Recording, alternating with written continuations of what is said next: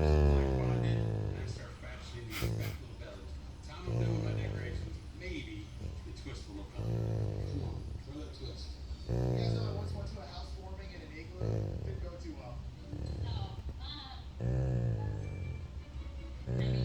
making a spice pancake with cream cheese filling and an Italian meringue because it's something that my partner Sean used to make. We've been together since last Christmas, so this one's for him.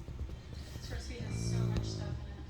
The best way that Sean described this cake is it's got flavors of old fashioned. There's bourbon, a little bit of cold brew,